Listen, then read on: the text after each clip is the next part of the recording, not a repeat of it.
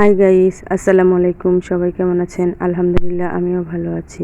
আমি যে অফিসে চাকরি করি তার চারপাশটা আমরা সবাই মিলে গ্রামীণ পরিবেশের মতো মানিয়ে নিয়েছি। এমনভাবে সবাই আমাদের অফিসের চারপাশটাকে ঘিরে রেখেছি যেন মনে হয় আমরা কোনো এক গ্রামে বাস করি। যেহেতু আমরা শহরের চার দেয়ালের মাঝে বাস করি, তবুও মনে হয় না যে আমরা গ্রাম থেকে অনেক দূরে আছি। যাক, আজকে আমি অফিসে গিয়ে দেখি যে আমার অফিসের পাশে খুব ভালো এই শাকগুলো জন্মেছে। তাই এগুলো তুলে এনে ভালো করে ধুয়ে ঝটপট রান্না করতে কাজে লেগে পড়লাম। আজ আপনাদের সাথে শেয়ার করব এই শাকটি রান্না। প্রথমেই ধুয়ে ফ্রাই প্যানে সেদ্ধ করে নেব। সেদ্ধ হয়ে গেলে পানিটুকু ঝরিয়ে নেব। আর শাকগুলো এত কচি ছিল যে কড়াইয়ে দেওয়ার সাথে সাথেই সেদ্ধ হয়ে অল্প হয়ে গেছে।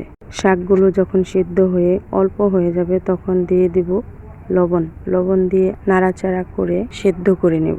এখন আর ঢাকনা দিয়ে ঢাকা যাবে না, ঢাকলে শাকের কালার আর সবুজ থাকবে না। যে কোনো শাক সবুজ কালার থাকলে খেতে বেশ মজা লাগে। আর আমার শাক হলে আর কোনো কিছু লাগে না। শাক ভাত খুব পছন্দ।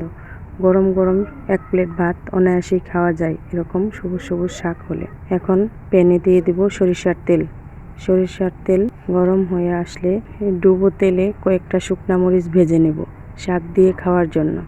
শাকের সাথে শুকনা মরিচটা খুব ভালো লাগে। শুকনা মরিচের ফ্লেভারটা আপনারা শুনতে পাচ্ছেন না, কিন্তু আমার খুব ভালো লাগে। এই টাইমে ডুবো তেলে শুকনা মরিচ ভাজলে কি যে সুন্দর একটা ফ্লেভার আসে সেটা বলে বোঝানো যায় না। এখন তেলে দিয়ে দিব পেঁয়াজ, কাঁচামরিচ আর রসুন।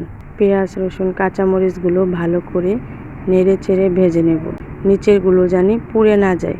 আর শাক ভাজিতে যত বেশি রসুন দেওয়া যাবে শাক ভাজি খেতেই তত মজা হবে। এখন এই পেঁয়াজ, কাঁচামরিচ আর রসুনের মাঝে দিয়ে দিব শাকগুলো দিয়ে দেওয়ার পর বেশি করে নাড়াচাড়া করে বারবার উল্টিয়ে দিতে হবে।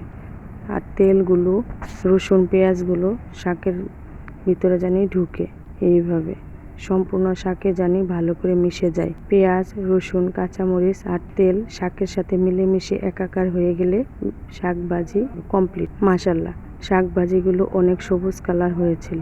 আর অনেকগুলো শাক ভাজি ভাজার পর দেখেন মাত্র এইটুকু হয়েছে। এরকম শাক ভাজি দিয়ে এক প্লেট ভাত খুব সহজেই খেয়ে নেওয়া যায়।